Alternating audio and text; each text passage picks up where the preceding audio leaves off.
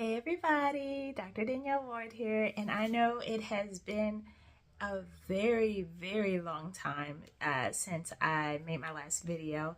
Actually, I think it was Christmas, so my apologies for that. I do want to say I just hit 1,000 subscribers, so thank you to everyone who likes, comments, subscribe to my channel.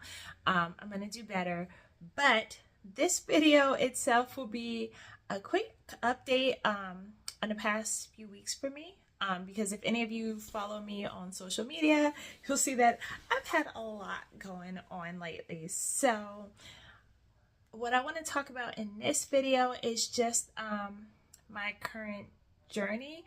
I actually am, let's see, what's today? Is it Sunday, Saturday? I don't know. I am 4 or 5 days post-op from having a total laparoscopic hysterectomy, and then the day before that I had to get blood transfusions. But let's go ahead and rewind it back so that everyone's on the same page.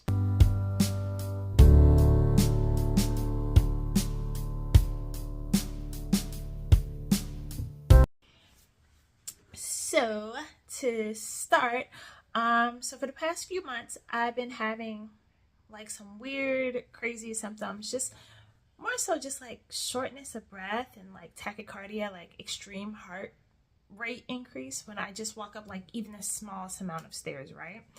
I just spent 2 months, March and April, at Indiana University getting my reconstructive plastic surgery numbers there. Actually, have been recording myself in the process, so maybe I'll make a video detailing that experience.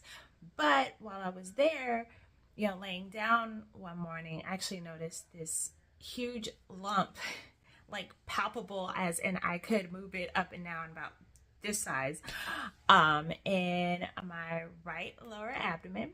So it kind of freaked me out, but mind you, I'm in Indiana. What can you do? And I was going to be home soon. So I made an appointment on May 5th with my gynecologist. I suspected that I had a fibroid just given, one, the lump that I was feeling. My periods for the last few months have been insane. And when I say insane, I mean like, and I know it's probably too much information, but like soaking through ultra tampons like in less than an hour. Like luckily my periods only lasted about 6 days. But that was very concerning, especially as a surgeon and someone who has to operate. You can't leave the operating room to go change a tampon. So I was doing the ultras, the pads, the period panties, like all these levels of protection just so I could operate and do my job. And then there were things like being short of breath and tachycardic when walking upstairs, or just doing something like performing liposuction with the cannula. I just thought I was pretty much out of shape, although I've done 5 years of plastic surgery at this point, so you would think I would be used to the liposuction. But I just suspected like it was a fibroid because that would be the best case scenario. So went to see my gynecologist on May 5th. With just the physical exam, he was just like, yeah, this is like above your belly button. He's like, this is about like a 20-week size of a 20-week pregnancy right now. Then got the ultrasound and they confirmed that it was in fact a fibroid. So we talked about options shortly, but I knew I wanted it out because the symptoms were too much. So I made my appointment with the gynecologist oncologist surgeon for May 13th. And when I went in, I knew I didn't want to do the myomectomy. I wanted to opt for the hysterectomy, and I'll talk about that more in a different video because I do feel like as a physician and as a woman, it's important to educate, right? So I will go over exactly like what fibroids are and the different surgical options, because you don't actually have to go straight to surgery. But with the other options that were presented, like even the myomectomy in particular, where they just kind of like take out the fibroid itself and leave everything intact to preserve your fertility, it's actually a harder recovery and more painful. I didn't want to go through that. And then I didn't want to go through ablation or anything of that sort because the fibroids can come back. And I was like, I don't want anything like this to ever come back. You know, mind you, I already have my kid. My daughter is going to be 20 years old this year, so not worried about fertility. And I wanted a fast recovery, and I wanted surgery like as soon as possible because this month I'm on hand surgery, which is pretty chill, and then I'll be on like aesthetic surgery next month. So my threshold for having any time off of work was going to be this month and next month. And I'm also taking as much PTO as I can because I haven't really been able to take PTO for much of the year because I've been away and on rotations that don't allow it. So I already had the PTO plan. So met with the surgeon, and then actually, speaking of PTO, the very next day I flew to Boston for the Aesthetic Meeting 2026, which was great. The only thing that was crazy about that is I had a crazy allergic reaction while I was there. My top lip swelled up, so if any of you follow my Instagram stories and saw that, no, that was not AI. That was actually my lip. But luckily, my attending had like Decadron on him, and then my co-resident was able to give me that shot in my butt, and within 24 hours I was pretty much back to normal, and with like makeup and hair I was able to pull it off, so most people didn't quite notice, and if they did, I'm sure they just thought I had maybe fillers in my lips, which I've never had any type of injection, but you know, living in Miami, training here, people think that, so I was like, I'll let them think that. But anyways, so despite the allergic reaction in Boston, got back Sunday night, and then Monday I actually went to the hospital just to get my pre-op labs done and to get like, they do the ERS protocol, which is enhanced recovery after surgery, so it allows you to have clear liquids up until 2 hours before the surgery, as well as you drink these carbohydrate Ensure shakes, one at night and then 2 hours before the surgery. So I had to go get that as well as the body wash and do my labs. And so I go, and I will say, like, that day I woke up, like, after I got back from Boston Sunday night, I took a little nap, and I woke up with the most intense neck pain, like, so bad. I've never had neck pain like that in my life. And then Monday, it was to the point where I actually could not, like, move my neck like this. Like, I couldn't. And I've documented it, so I have little, like, snippets of videos that I'll probably kind of just, like, put in here just to, you know, make it all make sense. Hey everybody. All right, so it is the day before my surgery, so it's only like a couple days since my last video. I actually just attended the aesthetic meeting in Boston and flew back last night. And then today was my pre-admission testing, so they follow the enhanced ERS protocol, enhanced recovery after surgery. So I get an Ensure tonight, then I get one 2 hours before my surgery tomorrow, and then I have like some Hibiclens to shower with tonight and in the morning. This bandage is from today. I had to get some blood work done. And yeah, and I woke up this morning, I think from like traveling. Oh my goodness, I had a crazy time at the aesthetic meeting. I had like an allergic reaction, and you know, with all the traveling and heavy bags, and I woke up and like my neck is like killing me. Say, like, I can't even move it, so I actually had to have my boyfriend like drive me just to do my labs because I can't really move my neck to drive. But no, so it seems like all's a go. Tomorrow I'm supposed to be, I asked for first start. They said I'm first start, but he also has a combo case going at the same time that he said he'll do, and then jump into my case. It is what it is. I'm a surgeon. I understand how that goes. So today I just want to kind of relax, maybe eat junk food, and prepare.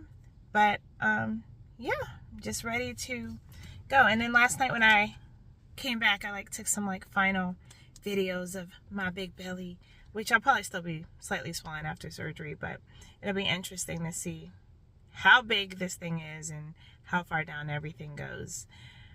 But I'll try to keep everybody updated as much as possible. When I was getting my blood drawn, I tried to like take a video of the vial. She's like, no recording here, and I was like, okay, I understand, whatever. But we'll see how much I could share with you guys tomorrow, which will likely not be a lot. In surgery, we tend to not like recording, but I'll keep everybody posted. If I'm not too loopy after with the anesthesia, I'll record a video. We'll see how that goes. But yeah, until the next time. But my boyfriend ended up having to drive me to that appointment to get my labs done. Drove me home.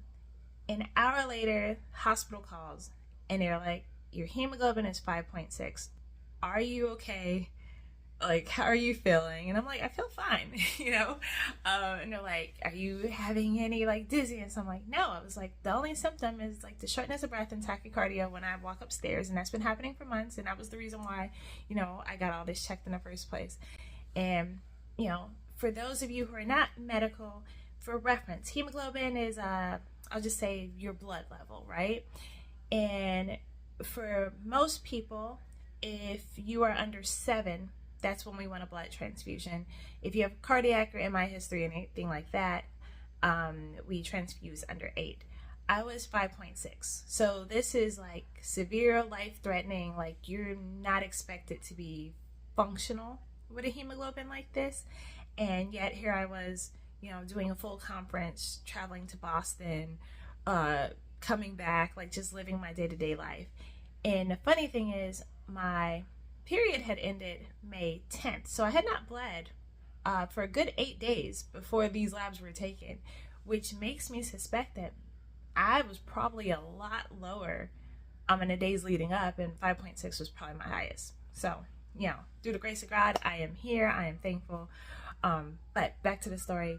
So I put up going to the ER that day only because I knew I would be admitted. I've never given anyone a blood transfusion and let them go home. So I was like, I'm 100% going to be admitted. So I drug it out. I like had a steak, just kind of chilled here. My daughter was like freaking out, called my mom, and I was like, I'm going. So I ended up going around like 8:30, 9 o'clock that night. It was pretty fast. They knew I was coming. So they got me set up pretty fast, and of course they were like, well, we're going to hold you for observation, which I knew. So they sent me to a private room. I was able to get 2 units of blood overnight, and in the morning my hemoglobin was up to like 7.8 when we rechecked, which is still very much on the low side, but luckily the surgeon was okay with like going forward with the surgery with it. So go in to do the surgery, and you know, it was my first surgery ever. I've never had anything done, so never had that experience. I only know it as the surgeon side, but not the patient side. So it was kind of crazy, like laying in pre-op, answering anesthesia's questions, and then even, you know, they gave me, you know, the cocktail to relax me. But even when they got me on the bed, like I laid down, and I remember I just blinked, and when I opened my eyes, I was in PACU. It was done. Like insane. Like, yeah, I guess I could see why people like surgery, because it's just like boom. But they took me back to my room after that, and you know, they told me they didn't have to give me any additional blood in surgery, but there was some talk of trying to keep me possibly overnight to recheck my labs in the morning, which didn't make any sense to me, because I'm like, if I was 7.8 before surgery, you know there's like some blood loss during surgery. Everyone's hemoglobin goes down. I'm definitely going to be low. You're definitely going to keep me for more transfusions. So, you know, it was a little bit of like a little fight there. But they agreed to let me go home. So I went home a few hours after the surgery. I mean, I was in pain, but after the surgery, they put me in a stretcher and they rolled me to my room door and then had me walk to my bed. And I was like, well, if I gotta walk anyways, then I could walk at home. So, you know, I made sure I was able to like go to the bathroom and walk around. Like, there was a lot of pain, but I didn't request anything except for like Tylenol and simethicone, because I knew that the pain I was experiencing, it was abdominal, but it was also in my right shoulder. And during laparoscopic procedures, they push you full of like gas. It's carbon dioxide gas for insufflation, and a lot of times that can irritate the diaphragm, which in turn irritates the shoulder. So I knew a lot of my pain was gas pain.